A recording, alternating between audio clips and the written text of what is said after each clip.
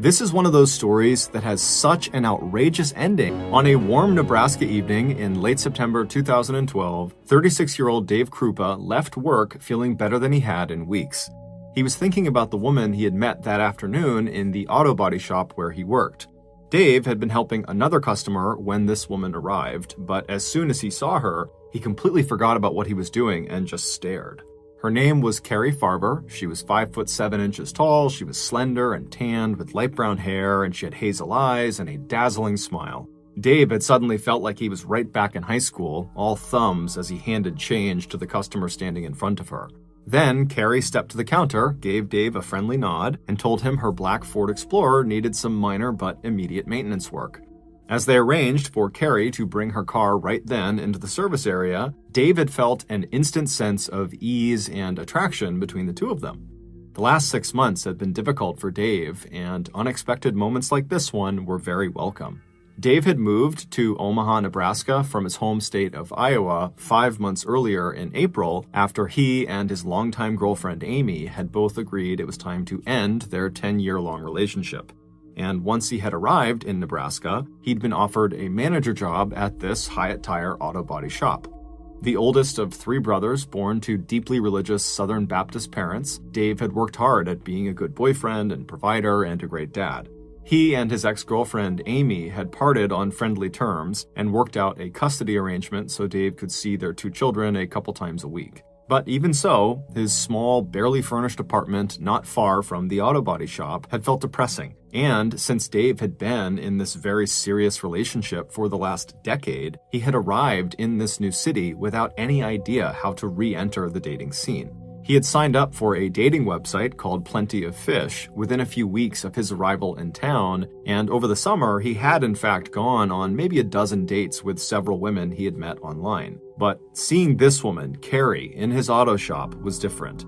It was the first time in a long time Dave had met someone the old-fashioned way, through a chance in-person encounter rather than by surfing pictures and descriptions posted on the Plenty of Fish website. Now, as Dave walked away from the auto shop over to where his car was parked in the lot to head home for the night, he wished that he had just asked Carrie out on a date when he had a chance to earlier in the day.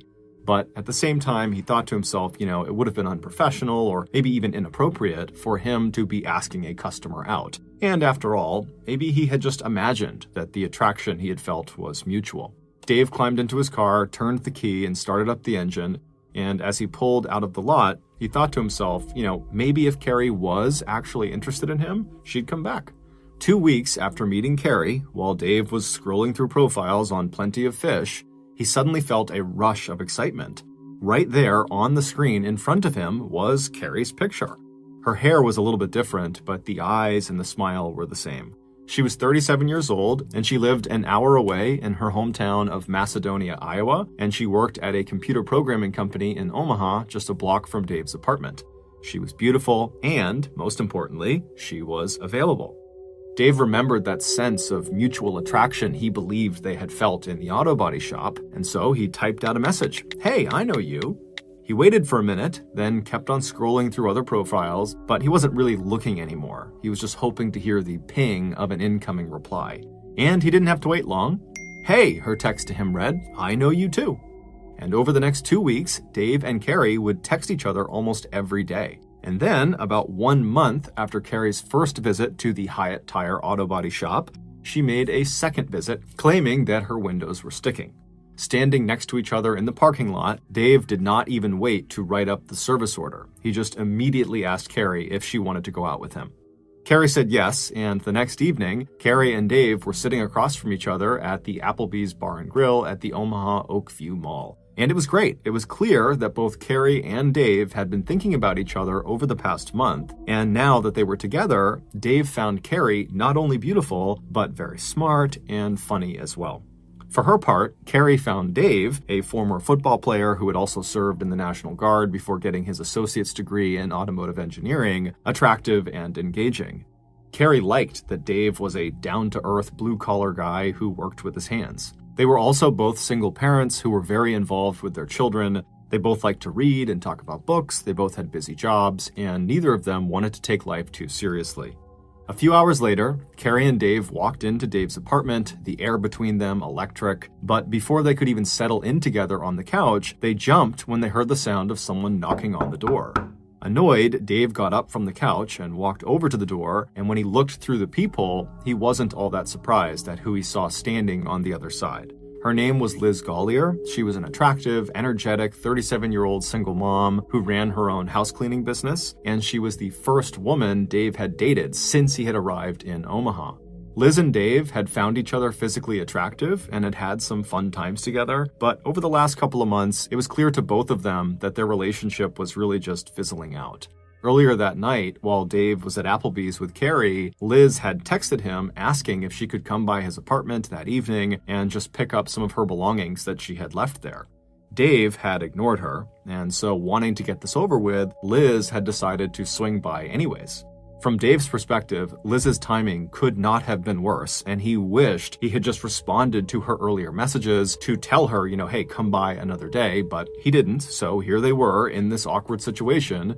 Before opening the door, Dave turned and briefly explained the situation to Carrie, who was still on the couch, and Carrie appeared to handle the situation well, and she stood up like she was going to leave. Dave then proceeded to open the door and said hello to Liz, and Liz, who saw Carrie, instantly recognized the situation she had just interrupted, and so she turned red in the face and she apologized, and then she just kind of stood there in the doorway not doing anything. Carrie grabbed her bag and looked over at Dave and said, "Give me a call when you get this sorted out," and then she walked out of his apartment. Neither woman acknowledged the other. However, Liz thought she heard Carrie say, "bitch," under her breath as she passed her. Once Carrie was gone, Dave told Liz to come inside, get your things. Liz felt horrible and kept apologizing as she moved around the apartment getting what she needed, but Dave really wasn't listening to her. He just wanted her to leave so he could call Carrie and see if they could maybe still meet up that night. Dave had always been right up front with every woman he dated. He was only interested in casual sex and general companionship. He was not interested in getting married, ever. And in fact, this was the main reason why he was here in Omaha and not back in Council Bluffs, Iowa. His ex-girlfriend, Amy, had finally said to him that if he was not going to propose to her, he needed to leave. And so Dave left. After Liz finally had all of her things, she said a quick goodbye to Dave, and then she too hustled out the door. As soon as she was gone, Dave shut the door and then pulled out his cell phone and dialed Carrie's number. Carrie's 14-year-old son, Max, was staying overnight out of the house with Carrie's parents, so when Dave asked Carrie if it was still early enough for him to maybe come over, Carrie immediately said yes.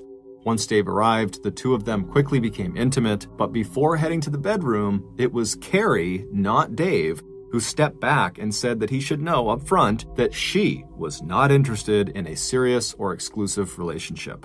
Dave could not believe his luck. He felt like he had hit the jackpot. Over the next week, Carrie and Dave saw each other every chance they got. Carrie stopped in at Hyatt Tire, Carrie asked for Dave's help in finding her son a used car, Carrie took Dave thrift shopping and started to upgrade the furnishings in Dave's apartment, replacing his broken-down couch with a comfortable silver love seat. And then, when that week was at an end and Carrie got a big assignment at work, she eagerly accepted Dave's offer to live at his apartment for the following week so she could save 2 hours of commuting time each day. Carrie's son Max would stay with his grandparents.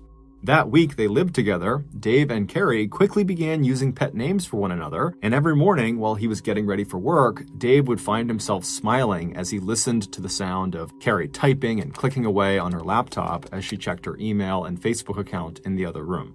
On the morning of November 13th, 2012, so just a couple of days into living together in Dave's apartment, Dave got ready for work and then walked over to Carrie, who was still wearing her pajamas and was sitting on the silver love seat she had picked out for him. He gave her a kiss, which she enthusiastically returned, and then he smiled at her and said that he would see her later on, and then he stepped out into the cold.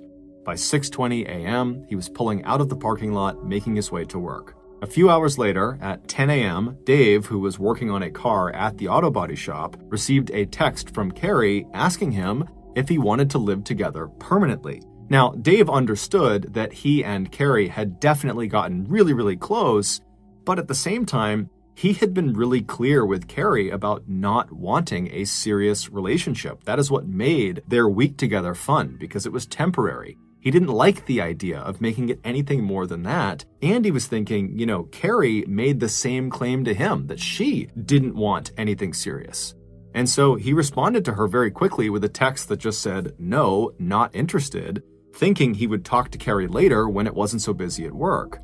But just 20 seconds after sending that response text, Dave received an angry text message from Carrie breaking off the relationship completely. Her text said, "Fine, I hate you. I'm dating someone else and I don't want to see you anymore." And when Dave got home that night, it looked like Carrie had made good on her threat. Right down to her toothbrush, all of her things that were in Dave's apartment were now gone.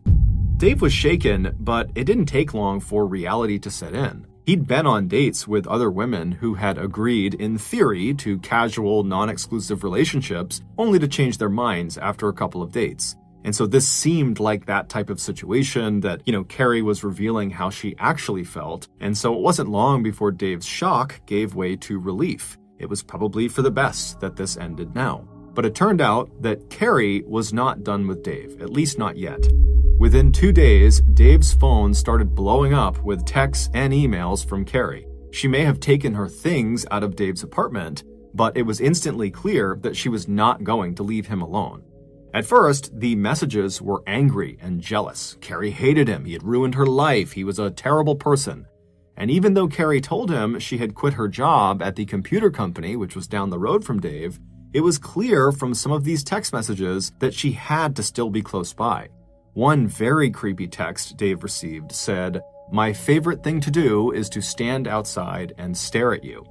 It wasn't long before the tone of these messages and emails shifted from vindictive and insulting to blatantly threatening. "I hate you so much that I want to drive a knife into your heart," read one message. "I will destroy your life and take your happiness," read another. And more of the texts seemed aimed not only at Dave, but also at Liz, the woman who had shown up at Dave's place on the night of Carrie and Dave's first date. One text Dave received from Carrie said, "Liz was a fat, ugly whore who deserved to die." And not long after that, Liz would actually call Dave to tell him that Carrie was sending her directly these vulgar and threatening text messages and emails. Within 2 weeks of the breakup, Dave and Liz were receiving dozens of texts and hang-up calls, as well as 50 or more emails every single day from Carrie. By November 23rd, 10 days after the breakup, Liz had had enough. She had walked into her garage that morning only to find the words "whore from Dave" spray painted on the wall. Liz immediately contacted the Omaha Police Department to report the vandalism, along with her suspicion that Carrie Farver was the person behind the property damage, given the harassing messages she and Dave had been receiving. But the police really couldn't do much about it because they couldn't find Carrie. After she broke up with Dave on November 13th, she had vanished. It was believed she was in hiding somewhere to avoid being arrested for all of the stalking she was doing. So the texts and emails just kept coming in, including disturbing messages that sounded like this. "Dave, I can see you. You're sitting in your chair with your feet propped up. You're wearing a blue shirt." Ironically, this horrible situation actually brought Dave and Liz together again because there was no one else who would understand what they were going through. They had tried to get the police involved, but there just wasn't much they could do, and so Dave and Liz had just begun to accept that this was their life. And while it might seem unimaginable to other people, to them, it had just become a new and horrible kind of normal. It was not uncommon for them to be sitting on the couch together when they would both suddenly receive a barrage of text messages from Carrie. Meanwhile, the Omaha Police Department wasn't the only law enforcement agency that had been made aware of Carrie Farver. On November 16th, so that's 3 days after the breakup, Carrie's mother, Nancy, had filed a missing persons report with the Macedonia Police Department in Iowa. When the police eventually followed up on the report by talking with Dave, Dave felt like he finally understood how Carrie, who had seemed so put together and independent when he had first met her, could have changed seemingly overnight into this crazy stalker person. The police would tell Dave that Carrie had a mental health condition called bipolar disorder, which can cause violent and sudden mood swings and bouts of depression, alternating with episodes of mania where its sufferers behave in erratic and unpredictable ways. But despite that adding some clarity to the situation, it didn't actually do anything to help Dave or Liz. They were still just getting non-stop harassed by Carrie. No matter how many times they changed their phone numbers and opened new email accounts, Carrie, with her vast knowledge of computers and technology, always found a way to find them again and continue cyberstalking them. As for Carrie, since going missing on November 13th, she had blown off a family wedding, her son's birthday, and even her own father's funeral, apologizing by text and email to her family, but asking that they leave her alone because she needed some space. In January 2013, so a couple of months after the breakup, Omaha police thought maybe they'd gotten a break in the Carrie Farber case when Dave spotted her black Ford Explorer in a parking lot near his apartment. But the inside of the car was wiped clean, and the only item of interest was a metal container of mints with a single fingerprint on them that did not match with that of any known criminal. At that point, Dave and Liz willingly turned over their phones to law enforcement for examination, but police found nothing on them that would help them close in on Carrie. Still, as long as there was a missing person report on Carrie Farber, police could not close the case until they had located her. In the summer of that year, both Dave and Liz attempted once again to try to move on with their respective lives. At the end of the summer, Liz and her 2 children planned to move out of their rented house and move in with a former boyfriend, and Dave started spending more time with his kids back in Iowa. But the harassment continued. When Dave received an email from Carrie threatening to kill Liz and showing a photo of a woman tied up in the trunk of a car, Dave called Liz, who assured him she was not the woman in the picture and that she was okay. But Liz was not okay for very long. On August 17th of that year, so 9 months after Dave and Carrie had broken up, someone set fire to Liz's rented house. And while Liz and her children were not inside the house when it burned, all 4 of the family's pets were killed. When she checked her email later that day, Liz saw there was one from Carrie that had been sent just a few hours before the fire had started. And it said, "I hope you and your children burn to death." Liz was terrified and absolutely beside herself. She had struggled through a terrible childhood, losing both of her parents by the time she was just 3 years old, and then she had grown up in the foster care system, and now everything that she had managed to build up in her life was being destroyed. Her housekeeping business was failing, her boyfriend had to help her with the bills, and her children were in danger, all because of Carrie, a woman she didn't even know. Dave, racked with guilt over involving Liz in this mess, now feared for his own family. He began to drink more heavily and he purchased a gun. Even as the police continued their investigation, the intrusions into Dave's life didn't just continue, they intensified. The auto body shop where Dave worked was vandalized. In January of 2014, while Dave was in his apartment with a date, his door handle was shaken from the outside and then a brick was thrown through his window. Dave's ex-girlfriend, Amy Flora, the mother of his 2 children, had also received threatening messages from Carrie. It seemed like anyone involved in Dave's life was becoming a target. Then, in 2015, the Carrie Farber case blew wide open. Since losing her home and pets in the fire 2 years earlier, Liz had been doing a lot of thinking. Even as she continued to receive texts, emails from Carrie, Liz wondered if maybe there was someone else behind the attacks. It just didn't make sense to her that the police had not found Carrie, and that Carrie would still be going after Liz, who was not even in any kind of serious relationship with Dave. So on December 4th of that year, Liz got in her car and drove to the Pottawatomie County Sheriff's Office in Council Bluffs, Iowa, and there she told a new team of investigators who had already started to review all of the files in the Carrie Farber case that she wanted to file a restraining order, not against Carrie Farber, but against Amy Flora, Dave's ex-girlfriend and the mother of his kids.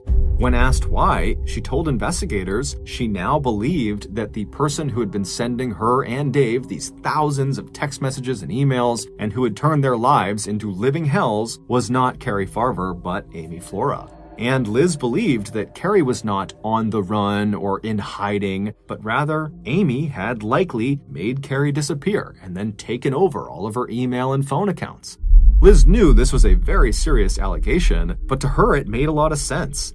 After Dave had left her, Amy had the strongest motivation to seek revenge and to punish him for abandoning her and their children. Intrigued, the investigators asked Liz if they could download the contents of her cell phone and review all of the messages to date that were on there, and Liz immediately agreed. After nearly 3 years of this absolute madness, she was finally feeling hopeful that the police might actually put an end to it. However, Liz's nightmare was about to get a whole lot worse. At 6:42 p.m. the very next day, on the evening of December 5th, police received a frantic 911 call from the Big Lake Park in Council Falls, Iowa. It was Liz.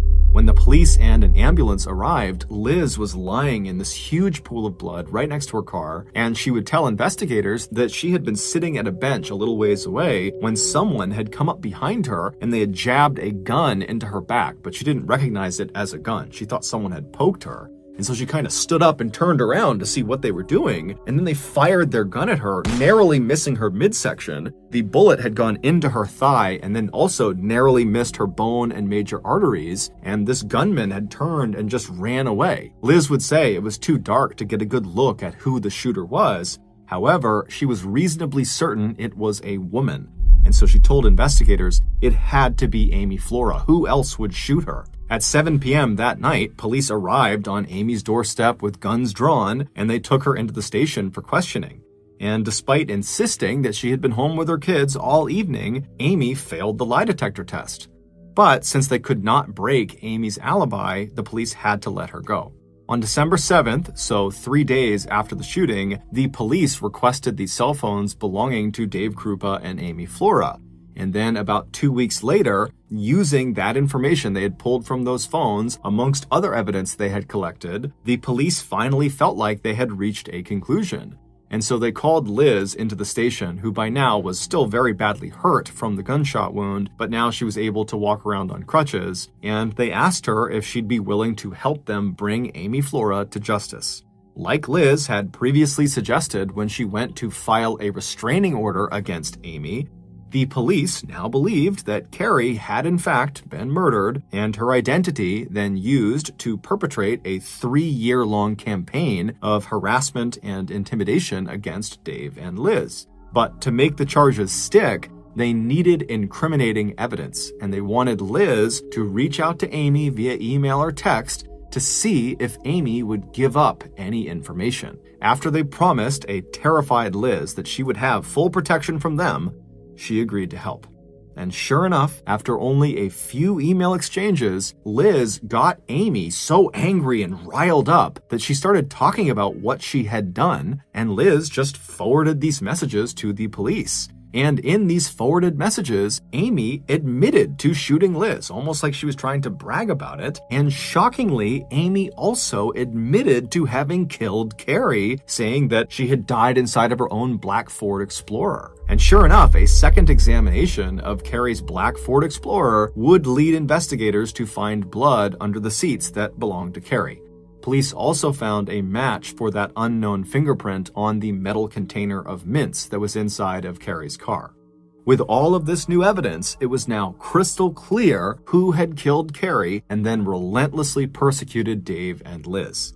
And that person was not Amy Flora.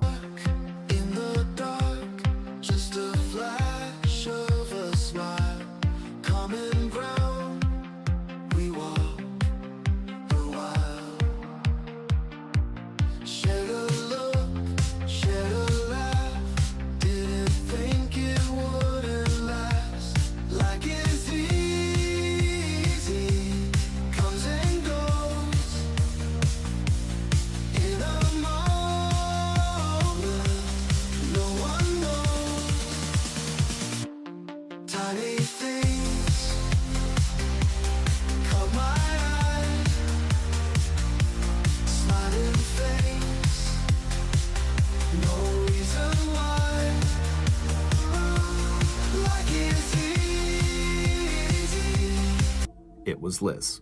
8 months later, on December 22, 2016, in a case that would make national headlines, police arrested 41-year-old Liz Gollier for first-degree murder in the death of Carrie Farver. Liz was also charged with second-degree arson in the deliberate destruction of her rented house where she lived and where all 4 of her children's pets were burned to death. When investigators had downloaded the contents of cell phones and memory cards belonging to Liz, Dave, and Amy, along with the data from Dave's devices that Liz had access to, all the awful emails and text messages in the last 3 years, more than 60,000 of them, had IP addresses that could all be traced back to Liz. Most incriminating of all were pictures belonging to Liz that appeared to show Carrie's decomposing foot, identifiable because of the distinctive tattoo that was still visible across the bridge of the foot.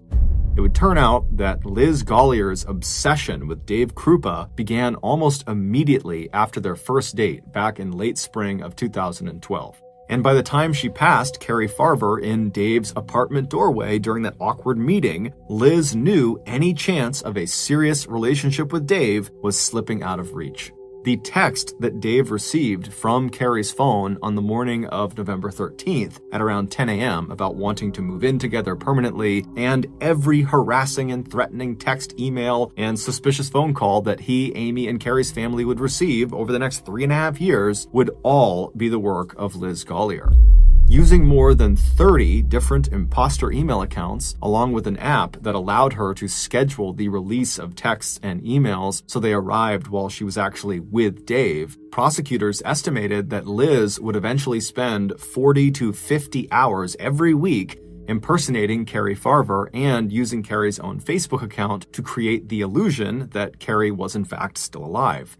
The ongoing drama would force Dave to reach out to Liz, and every time he began to pull away, she would just ratchet up the pressure and guilt Dave for bringing Carrie into Liz's life, first with acts of vandalism like spray painting her own garage wall, and later with more violent attacks, setting fire to her own home, throwing a brick through Dave's apartment window, vandalizing the auto store, and then finally shooting herself in the leg. When Dave showed a renewed interest in his ex-girlfriend Amy and told Liz he planned to move back in with her in 2016, Liz made a last-ditch attempt to derail that romance and divert attention by framing Amy for the crimes Liz herself had committed. But by late 2015, Liz would get hopelessly entangled in her own lies. By the time she walked into the police station to ask for a restraining order against Amy, police already completely suspected Liz, who seemed way too involved in every aspect of the Carrie Farver case. Even though Amy had failed the lie detector test when she was questioned about shooting Liz, Amy was actually never a serious suspect, and her alibi was unbreakable. But by pretending to ask for Liz's help in incriminating Amy, police were able to push Liz into revealing her own deceptions. Although Carrie's body was never found, the evidence and testimony presented by prosecutors at Liz Gollier's trial paint a sad and grisly picture of Carrie Farver's last moments. 3 years earlier, after Dave had kissed Carrie goodbye and stepped out into the cold morning air of November 13th, 2012, Carrie would finish her coffee, close up her laptop, and get herself ready for work. Once she was ready, she too stepped out into the cold morning air to head into her office. And when Carrie got into her black Ford Explorer in the parking lot, Liz Gollier, who likely had been hiding and waiting nearby, just waiting for Carrie to come outside, rushed over to her vehicle and somehow convinced Carrie to let her get inside with her. And then shortly after Liz was in the passenger seat, she pulled out a knife and reached across the center console and stabbed Carrie repeatedly in the stomach, at least 3 or 4 times. It's believed Carrie knew she was going to die and began pleading with Liz to allow her to call her family to at least say goodbye. But Liz just said no and restrained her until she bled to death. Afterward, Liz took Carrie's keys and went into Dave's apartment and took all of Carrie's things out so it would look like she had left him, and then Liz drove Carrie's car, with Carrie's body inside of it, to some unknown location where she pulled Carrie's body out, burned it, and then disposed of it in a dumpster. Then Liz wiped Carrie's car down to remove any evidence. However, she didn't realize she had left lots of Carrie's blood underneath the seats, as well as her own fingerprint on that mint can. Liz Gollier is currently serving a life sentence at the Nebraska Correctional Center for Women, 107 miles southwest of Omaha.